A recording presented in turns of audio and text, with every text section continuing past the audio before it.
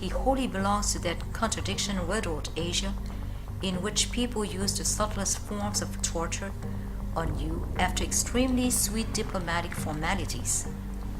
In actuality, Ho and his comrades are not always that subtle in their brutal elimination of rivals, be they nationalists or even fellow communists, Trotskyites for instance.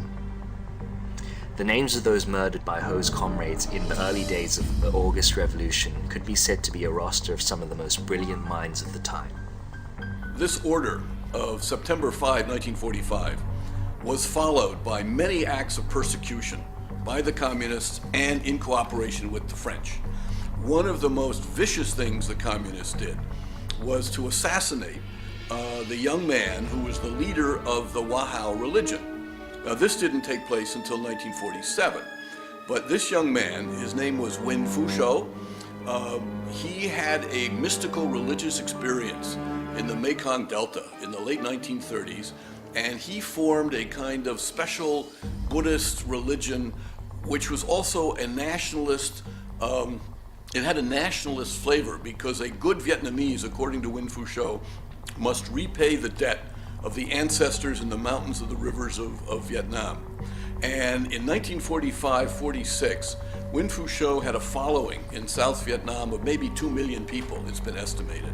When the communists, when Ho Chi Minh had a following, it's estimated maybe 25,000. But anyway, the executive committee of the southern branch of Ho Chi Minh's republic on 28 April 1947, and we have the document here, signed by Mr. Pham Ngap Tuong, ordered the execution of Mr. Wen Fushou. And then we have a report of 20 May 1947, a notice to the Executive Committee of the South about the execution of the order, and at the bottom here it says, Mr. Wen Fushou has been executed. The brutal murders of 1945, Ho Chi Minh claimed that they were the doing of the local cadres. Let me take the case of Pham Nguyen, who was arrested on the 23rd of August 1945. After a delegation came from the center of Hanoi, he was killed. One of Pham Nguyen's sons went to Hanoi and asked Ho why it was that his father was killed. Ho responded that it was an actual error of the local cadres, of which he knew nothing at the time. The second case is that of Ta Tu Tao, who was murdered in Phan Thiet. In 1946, when Ho Chi Minh went to Paris and was asked about this, he appeared truly sad and lamented. We were grief-stricken when news reached us of Ta Tu Tao's death. When pressed, however, he softly responded with a blood-curdling answer. All those not following our line would be crushed. The communists have this philosophy, which is called killing potential enemies. This means that they advocate killing all those with potential who fail to follow them, or who are perceived as possibly harming the communist cause at a later date. This obviously favors the communists, but in the end harms the nation, as it sometimes takes 4 or 5 generations before one can produce a true genius.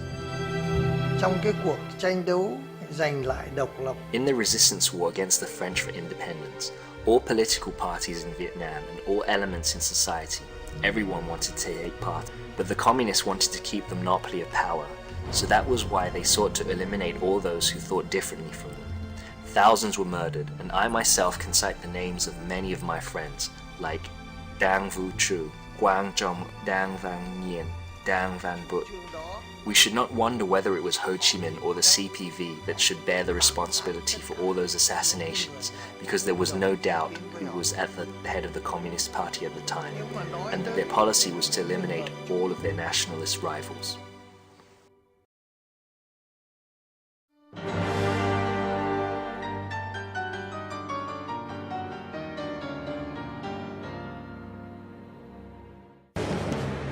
And even though it can be said that Ho led his troops to victory and independence after more than 30 years of war, a legitimate question has been raised as to the cost, estimated at 10 million dead and wounded, of that effort. Many other countries, including neighbors of Vietnam like the Philippines, Burma, or Indonesia, have gained their independence at much less cost in lives and much sooner in time. What is horrible about Ho Chi Minh's revolution is that almost like Pol Pot's in Cambodia, his wars were accompanied by a genocidal land reform which took the lives of nearly 200,000 persons, or 172,008 souls to be exact, in 3 years of peace from 1953 to 1956. This land reform, aped from the Chinese, decreed that 5% of any village must at least be found to be landowners. And once they are found, irrespective of whether they are guilty of any crime, they must be brought to public denunciation campaigns, vilified, spat on, beaten up, trampled upon, and eventually killed like dogs. What is even more outrageous is that recently it is revealed that 78%, or 4 out of 5, of the victims were found to be wrongly executed. Cuộc cải cách ruộng đất đợt 5. Ho Chi Minh visited Beijing in January 1950, then went to the Soviet Union. In his meeting with Stalin, Ho was urged to do 2 things. Ho was to bring the Communist Party out into the open and to carry out the land reform in accordance with the communist model. Thereafter, Ho sent a delegation to Beijing, ostensibly to learn about Marxism, Leninism, but in actuality, it was to learn how to carry out the land reform in accordance with the Chinese model. These delegations came back to Vietnam and organized pilot testings in various localities. I have an aunt who was also submitted to public denunciation. Her husband was a Viet Minh big shot and a member of the district Lien Viet committee. Nonetheless, he was publicly denounced, kept in a buffalo stable, did not even get enough to eat, and finally died by the time they released him. "You should pick who to be friends with," she said, "for the communists are very inhuman and extremely tricky." I retorted, "But my father is a communist." She merely said, "It was because your father doesn't understand, that's why he is with them." This call for class enmity, the land reform brought great division to the countryside and stoked up class hatred. Furthermore, it did away with the traditional morality of inciting, forcing children to denounce their parents, wives to denounce their husbands, setting brother against brother, and students against their teachers. It also damaged the spiritual and cultural heritage of the nation through the burning of religious buildings like temples and churches and communal houses and other cultural sites.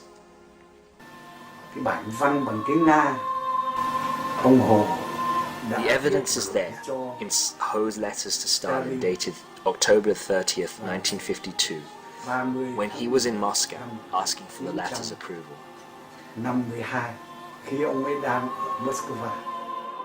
The land reform, which was called sky roiling and earth shaking, was brought to an end in the fall of 1956. The Communist Party admitted that it had erred and proceeded to a so-called rectification campaign.